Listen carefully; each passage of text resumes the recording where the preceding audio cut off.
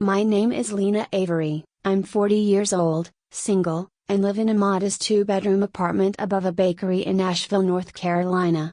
I don't have a designer wardrobe, a car worth bragging about, or a romantic partner to write poems about. What I do have is peace. After years of hard work, I finally carved out a quiet life doing brand consulting for small, ethical businesses, companies that cared about their customers, their impact, and their people. It wasn't glamorous, but it was honest. And then came the knock. It was a rainy Thursday afternoon. The smell of fresh bread and butter wafted up from the bakery below, mixing with the cinnamon tea I just poured. I had a deadline to meet, a client waiting on copy edits, and absolutely no interest in interruptions. But when I opened the door, I froze. There, soaked in the shoulders, stood Graham Avery, my father. Once, he had a presence that filled any room. Sharp suits, sharper opinions. Now, he looked diminished, older, deflated. His once fiery gaze had dulled to a flicker. And he didn't ask to come in. He just stood there, holding an umbrella he clearly hadn't used. "Lena," he said, voice low, "it's about the company. We're in trouble." Avery and Wren, the family-owned furniture company he started with my late uncle in the 80s, was faltering. He had turned a garage full of reclaimed wood into a regional home goods name. I grew up among the sawdust and varnish, taught to recognize cherry from mahogany before I knew how to ride a bike. But over the last decade, the world changed, and my father didn't. He refused to modernize. Rejected e-commerce. Scoffed at analytics. Every suggestion I made back when I worked there was met with the same phrase, "We've done fine without gimmicks." I hadn't set foot in that office since I was 24, when my ideas were brushed aside one too many times. I left. My younger brother, Jonah, stayed, charming, mild-mannered Jonah, always ready to smooth things over. Our father loved that about him. And now, after years of silence, after dismissing everything I had ever tried to bring to the table, Graham was standing in my doorway, asking for help. I should have said no. But I didn't. The first day back was like stepping into a mausoleum of bad decisions. The flagship workshop in Greenville still bore the same faded signage. Inside, dust had settled on unused equipment. Paper invoices were still being printed, hand-stamped, and filed in color-coded cabinets. The break room had a calendar from 2019. It was 2023. They were months behind on vendor payments. Half their shipments were stuck in outdated logistics channels. Orders were cancelled or misrouted. Morale? Barely above water. The few remaining staff wore the look of people who had held on too long out of loyalty, but had lost faith a long time ago. I didn't scream. I didn't scold. I rolled up my sleeves, cancelled my consulting contracts, and moved into the drafty guest room of the old lake house my parents once used for holidays. No salary. No title. Just spreadsheets, phone calls, late-night strategy boards, and gallons of black coffee. It wasn't just business triage, it was reconstruction. I restructured fulfillment routes. Reopened stalled talks with boutique showrooms. Used my old contacts to negotiate bulk shipping discounts. Created digital product listings. Launched a basic Shopify store. In less than 3 months, we had slashed overhead, cleared back orders, and, miracle of miracles, secured a lucrative partnership with a high-end home decor chain on the West Coast. By month 4, Avery and Wren posted its first profitable quarter in 2 years. My father hosted a dinner in celebration. He gave a speech, toasted the team, raised his glass to resilience and called me, for the first time in public, the second one this company never saw coming. I wanted to believe it was a turning point. It wasn't. 1 week later, I walked into what was supposed to be a routine board update. Instead, I found Jonah already seated, a printed deck of presentation slides in front of him, and my father standing at the head of the table, avoiding eye contact. I knew something was wrong the second I saw the folder labeled, "New Leadership Transition Plan." "Lena," my father said, clearing his throat, "what you've done is impressive. Truly. But the board has agreed, Jonah will take over as CEO. Just like that. I didn't speak. I didn't argue. I turned to Jonah. He looked down at his notes like they had appeared magically. His voice was soft, sheepish, pretending this was all news to him. I knew better. This moment had been years in the making. And me? I was a strategic consultant again, apparently. They offered me a one-time bonus and a thank you letter. Bonus. Like I'd been some seasonal intern. I left that day without a word. No explosion. No grand exit. Just a quiet walk back to the lake house where I poured myself a glass of red wine, stared out over the water, and planned. Because here's what I've learned. When they think you're done, they stop watching. And when they stop watching, they start slipping. I stayed for 2 more nights. Not out of nostalgia, but out of strategy. I paid attention. Listened. Walked the halls. And saw what I'd always seen. Jonah was liked, not respected. The staff smiled at him, but didn't trust him to lead. He made light comments, played favorites, and ducked hard decisions. The senior managers, old school men my father still believed in, nodded at Jonah and ignored him in the next breath. That's when I knew, they hadn't passed the torch. They just stuffed it in a drawer and lit a scented candle instead. But I wasn't there to smother the flame. I was there to build something brighter. On my own terms. And this time? I wouldn't ask to be seen. I'd make myself undeniable. The morning I left the lake house, fog clung to the shoreline like a secret. I packed light, just my laptop, some old notebooks, and the brass key to the storage unit I'd rented years ago when I left Avery and ran for good. I didn't say goodbye to Jonah. Didn't tell my father I was going. They assumed I was hurt. They were right. But they also assumed I was walking away for good. They were wrong. By the time my train rolled back into Asheville, I already had a name in mind, Avery North. Clean. Strategic. A nod to legacy without submission to it. My new consultancy wouldn't be loud, wouldn't be flashy. It would move like water, fluid, adaptable, and impossible to grasp until it was too late. I called in the only favor that mattered, Nico Reyes, a former procurement director I'd worked with during my consulting years. He'd been quietly pushed out of a multi-million-dollar furniture startup after clashing with a new CFO, someone with more clout and less ethics. I caught him mid-latte, mid-email, mid-burnout. "You want in?" I asked. "I don't even know what it is yet," he replied. "It's smart, it's clean, and it's ours." He didn't hesitate. "Send the doc." That night, I set up the legal framework for Avery North using an LLC I'd quietly kept dormant, an old remnant from a freelance era when I still believed I might build something on my own one day. Its shell was perfect. Untraceable to anyone at Avery and Wren. I reactivated the tax ID, updated the bank details, and filed the paperwork within 48 hours. It was officially alive. The next call I made wasn't to a former vendor, or a partner, or a design firm. It was to Elena Park, a woman I had once shared a cab ride with after a failed pitch in Atlanta. She had been the former financial strategist for Halberton House, a sleek Scandinavian furniture brand that went public too fast and collapsed under its own expectations. Elena, quiet and unnervingly brilliant, had seen it coming, and when she spoke out, they labeled her difficult. I had admired her from the moment she ordered a whiskey neat at 3 p.m. and said, "If they won't listen, they'll eventually feel it." "Elena," I said. "It's Lena Avery. I'm putting something together. Boutique consultancy. Small footprint, sharp teeth. You'll need a CFO who can set fire with spreadsheets. That's why I'm calling." She didn't even laugh. "Send the deck." For the next month, we built in the shadows. Quiet calls. Encrypted messages. A network of overlooked brilliance began to form, ex-supply chain coordinators, indie designers, logistics experts who had all been sidelined, underestimated, or underpaid. We didn't have a glossy launch or an Instagram page. Just results. Avery North started landing clients within 3 weeks. First was Fern and Field, a boutique artisan furniture company I'd once tried to bring into the Avery and Wren umbrella. They'd been ignored, too small, too niche. I emailed them with a simple subject line, "Still want better margins?"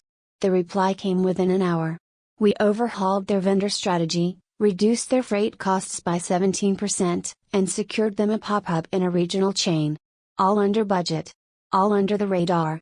Elena called it chess with no board. I called it momentum. Then came the real gem. In the back of the storage unit I'd opened in Asheville, underneath boxes of childhood keepsakes and old project binders, I found a forgotten contract, an old licensing agreement between Avery and Wren and a specialty textiles company in northern Italy. It had been part of an international expansion strategy that was shelved after my uncle passed. It was still valid, still active, and still connected to Marche and Fili, a third-generation textile manufacturer known for their signature grain-dyed linen blends. I emailed their CEO, Matteo Fili, introducing myself as a partner at Avery North. His response was almost poetic, "You're the one who actually got us paid. Let's talk." 3 weeks later, I sat across from Matteo at a small cafe in Milan, espresso in hand, city light bouncing off the glass. "I'm back in," I told him. "Different name. Same values. Better team." He smiled. "Then let's build something new." With that signature, Avery North secured its first international materials supplier. And behind closed doors, Avery and Wren had just lost one of its most trusted legacy partners. But it wasn't about revenge. Not really. It was about being impossible to ignore. By the end of the quarter, we'd quietly signed 5 contracts. Inventory streamlining for a mid-size West Coast lifestyle brand. Vendor consulting for an eco-focused subscription service. Logistics support for a Quebec-based interiors startup. Design sourcing for a southern textile cooperative. And a project reclaiming raw wood offcuts for sustainable repurposing. We weren't just growing. We were anchoring. And every whisper, every late-night message from a supplier asking "Are you with the old company?" was another crack in the myth that Avery and Wren still controlled the room. Back at home, the betrayal still ached.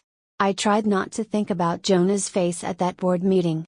Or the way my father had said, "You've done well," like I was a student being dismissed after acing the wrong test. But one night, while cleaning out a drawer, I found an old note from my mother, scrawled on the back of a recipe card for banana bread.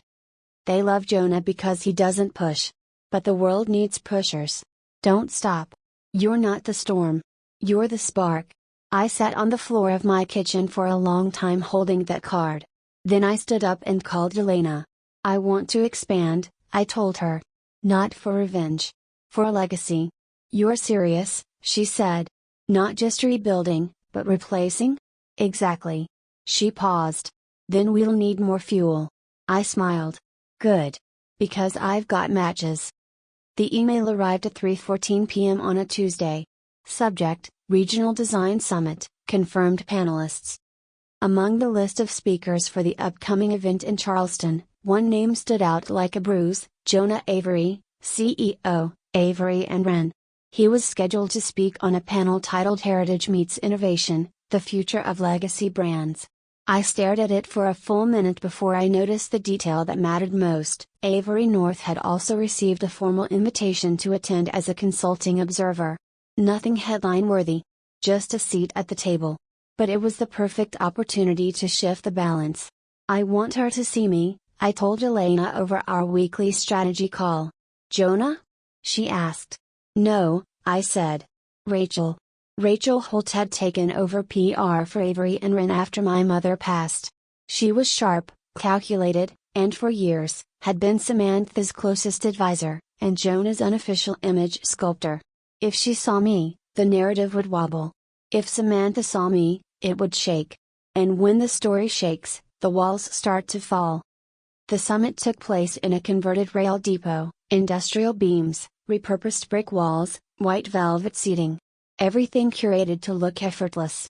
I arrived just before sunset, wearing a charcoal gray suit with sharp shoulders and flats that didn't apologize. Elena walked beside me, phone in hand, pretending to scroll through emails. She never liked being the center of a room, she liked bending the room quietly, subtly, without ever drawing attention to herself.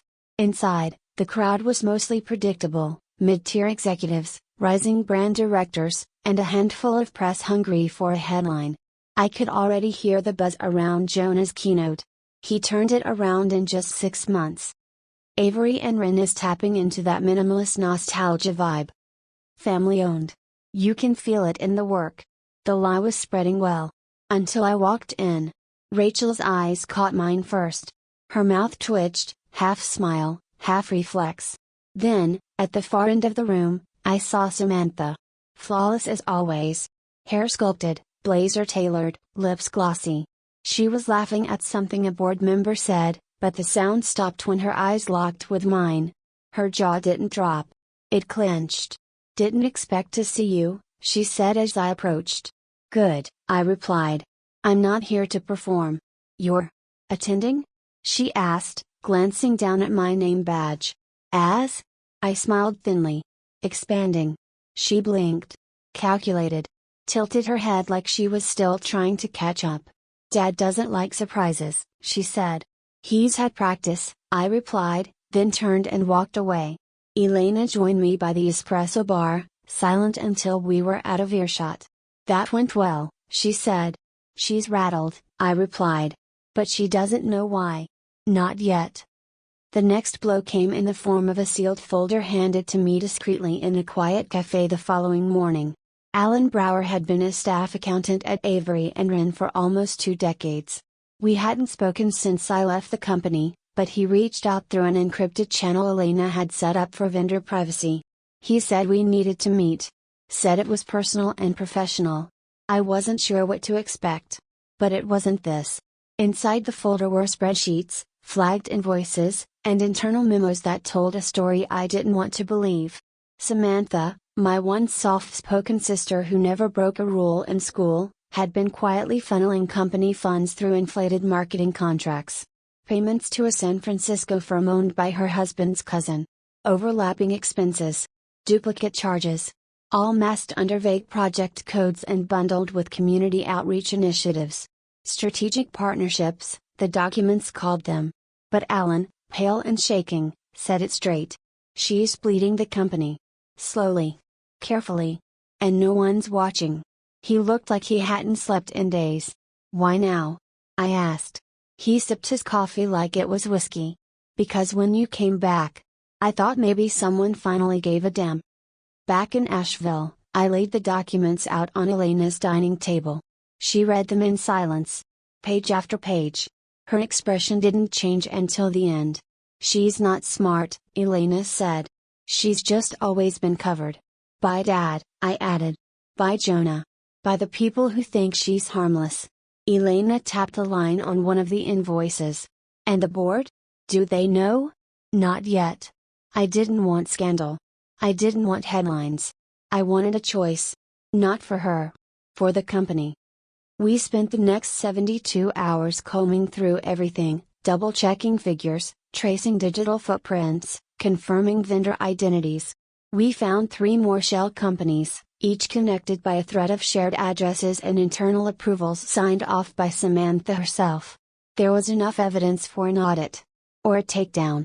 I didn't want either, yet. Instead, I drafted a letter. Not to Samantha. Not to my father. I sent it to Paul Emery, one of the longest-standing board members. He'd always been quiet, conservative, and annoyingly thorough. He once sent me a 2-page note questioning a decimal point in a vendor proposal. But he was principled. And he'd been a friend to my mother. I enclosed 3 flagged invoices and a short message. "This isn't about revenge. It's about protection. For the company. For the people who still believe in it." I signed it. Lena Avery, Strategic Advisor, former. The next morning, Paul called. "I'll meet you in person," he said. "And Lena. Thank you. For not going to the press. Yet." We met at a private club in Asheville, dark wood paneling, vintage cigars, and old clocks ticking behind glass. Paul looked older than I remembered, but sharper than ever. He brought the folder. He'd annotated it. "I didn't believe it at first," he said. "But you're right. This doesn't smell like incompetence. It smells like cover." I let him sit with it. "She's clever," he added finally. "But not smart." "And Dad?" I asked.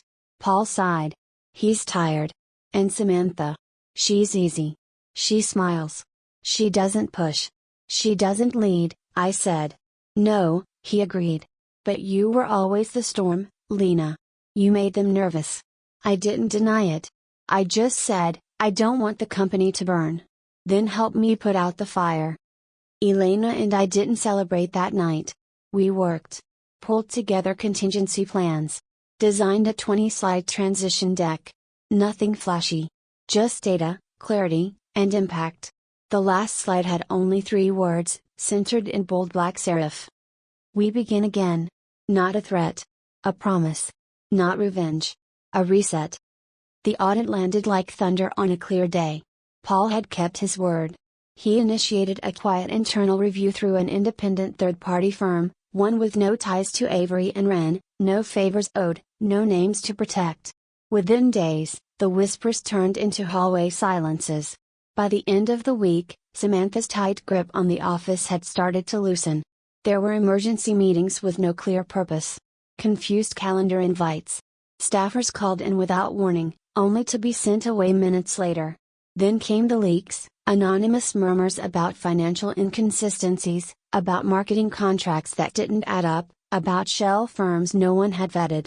Back in Asheville, Elena and I watched it all unfold in real time. She checked the IPs of internal file access. I combed industry forums and procurement boards. We didn't have to throw a single punch. The company was unraveling from the inside.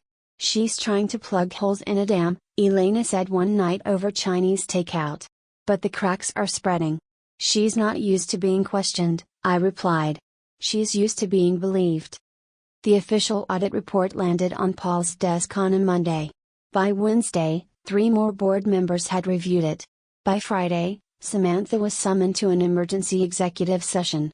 Not invited, Thomas Avery. They want to shield him, Paul told me during a quiet call. He's too close. Too compromised to act without bias. I wasn't surprised. My father had always clung to comfort, to familiarity. Samantha was easy to defend, smiling, graceful, docile when it mattered. I had been the storm, loud, firm, relentless in my pursuit of change. I didn't offer comfort. I offered results. So when the board requested a presentation from me, to propose a plan for forward leadership, I didn't walk in with revenge. I walked in with clarity. The boardroom smelled like polished cherry wood and antique leather. It hadn't changed in 20 years. The same portraits of past Avery patriarchs still hung on the walls, watching over the table like ghosts of caution. I wore navy. No jewelry. Hair pinned back. Just enough makeup to say professional, not enough to say performance. Elena sat beside me, no title, no introduction, just presence. She didn't speak. She didn't have to. I opened my presentation and said the words I'd rehearsed 1,000 times in silence. I'm not here to point fingers. I'm here because this company still has a future, but it can't move forward by clinging to a past that's outlived its usefulness. Slide by slide, I laid out the path. Restructure Avery and Wren as a hybrid legacy innovation firm. Fold Avery North into the new model as a silent engine of transformation. Shift leadership from inheritance to merit. Prioritize transparency, ethics, digital agility, and data-backed strategy. Establish third-party oversight and supplier review for every new contract. And rebuild culture from the ground up. The last slide had no numbers. Just 3 words. We begin again. There was no applause. But there was no resistance either. That meant more. Outside the boardroom, I found my father standing near the stairwell. He looked smaller than I remembered, shoulders hunched, eyes tired. You think you've proven something, he said quietly, not meeting my gaze. No, I said. I've built something. He shook his head slowly. You don't understand loyalty. I understand that silence isn't loyalty, I said. It's fear. And I'm not afraid of you anymore.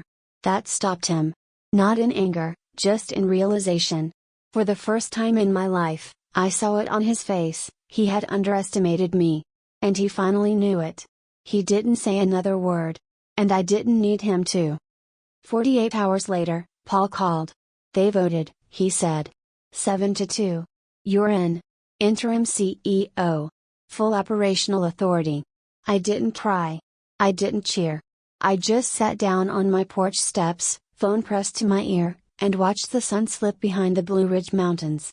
Across the country, Samantha was reading the same email I had just received. The difference? I'd earned it. She had inherited it. And now, the gap between us was finally clear. The first 10 days of my leadership didn't involve press tours, social media posts, or ribbon cuttings. I didn't issue a grand vision statement or pose for glossy photos in front of the building. I didn't even change the office furniture. Instead, I went into the supply rooms, the break rooms, the accounting cubicles. I met with warehouse staff and asked them about their daily bottlenecks. I asked designers what ideas had been buried. I asked vendors what was broken in our process. And most importantly, I listened. People were hesitant at first. Polite. Guarded.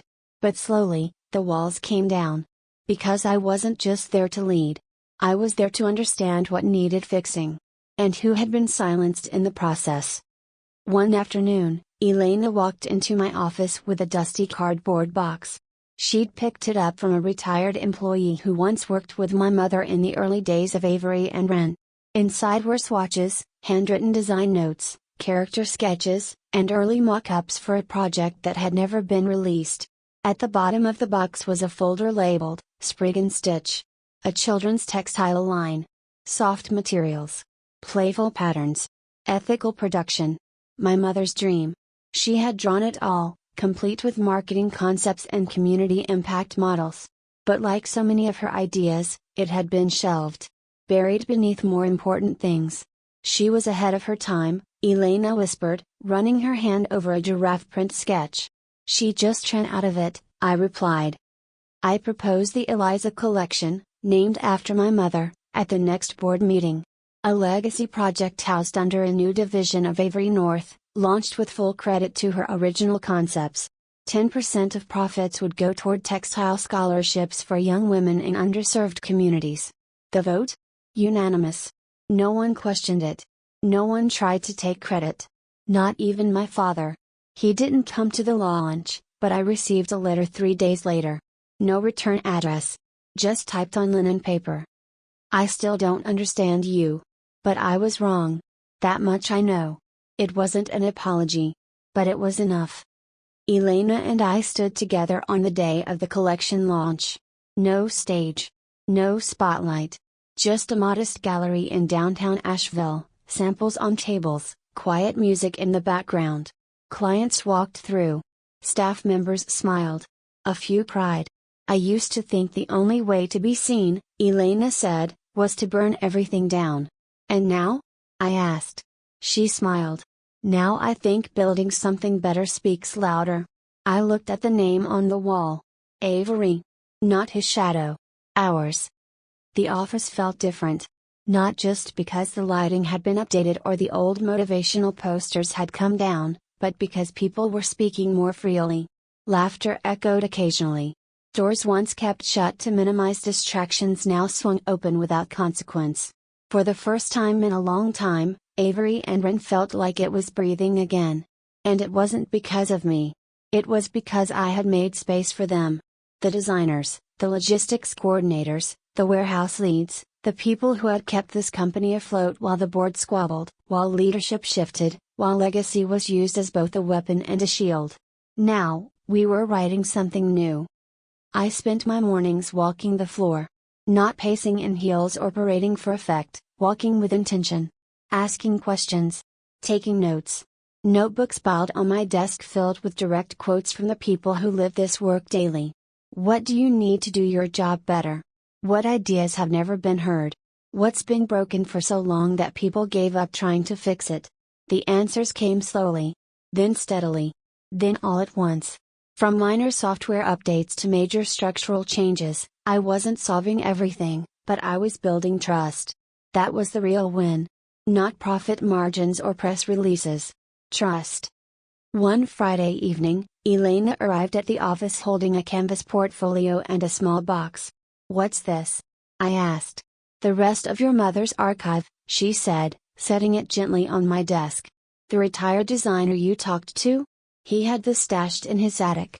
Said he couldn't throw it out. Inside, more samples. Storyboards. Drafts of product catalogs. And something even more precious, a children's book manuscript, handwritten and illustrated. It was called The Wild Quilt, a story about a young girl who stitched magical fabrics to help others find their voice. At the bottom of the final page, in my mother's looping script, a voice, once heard, never forgets how to speak. I didn't cry. Not right away. I just sat there, silent, while the evening sun poured across the desk like melted gold. That weekend, I made a decision. We would not only launch the Eliza collection under her name, we would also produce the book as part of the release, a tribute, a message, a declaration. This wasn't about nostalgia. It was about giving a woman who had once been silenced the final say. I brought the idea to the board at our next meeting. Presented the numbers, the branding strategy, and the community outreach plan. I didn't need to twist arms. The concept had momentum. The execution had teeth. And the heart behind it was unmistakable. They approved it unanimously. Even Thomas. He never came to the press preview, but a letter arrived on launch day, this one hand-signed in ink. You were never the storm. You were the compass. I just didn't know how to follow you. I placed it in a drawer. It wasn't forgiveness. It wasn't closure. But it was something. The Eliza collection launched to quiet acclaim.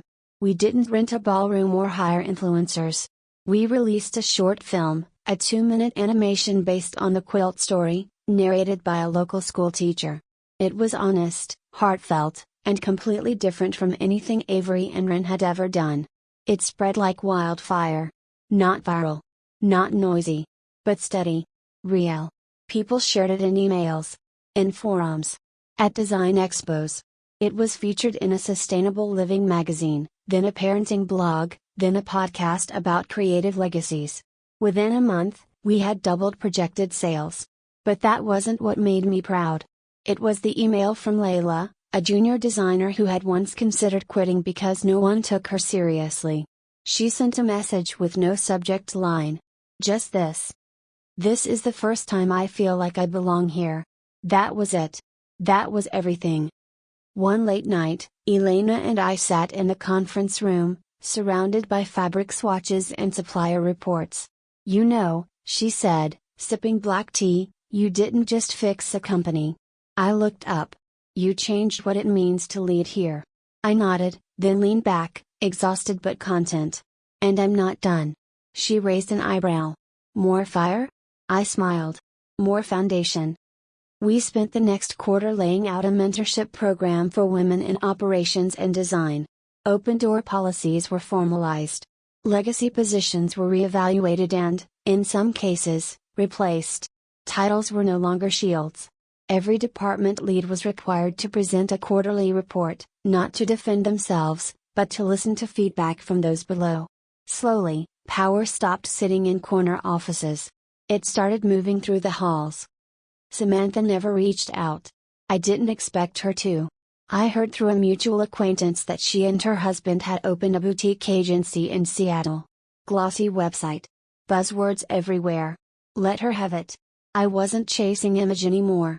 I was building impact. On the 6-month anniversary of the Eliza collection, we hosted a private evening event. No press. Just team members, clients, and a few community partners. We displayed the book alongside the product line. No speeches. Just a table where guests could write notes to the women who'd inspired them. The notes poured in, handwritten, folded like keepsakes. You showed me how to speak up. Your courage made space for mine. My mother always said legacy was about land. You taught me it's about voice. I read every one. Later, as I stood by the window overlooking downtown Nashville, Elena joined me, holding a glass of champagne. You ever think about how far you've come? She asked. I thought for a moment. Then said, I used to want to burn it all down just to be seen. And now? She asked. I turned to look at the room we had rebuilt. Now I know that building something better speaks louder. I didn't take anything from them. I just took back what was mine all along. To everyone who's ever been overlooked, underheard, dismissed. You don't have to become someone else to earn your place. You just have to build something so undeniable, they have no choice but to see you. And when they do, don't scream. Just smile. And keep building.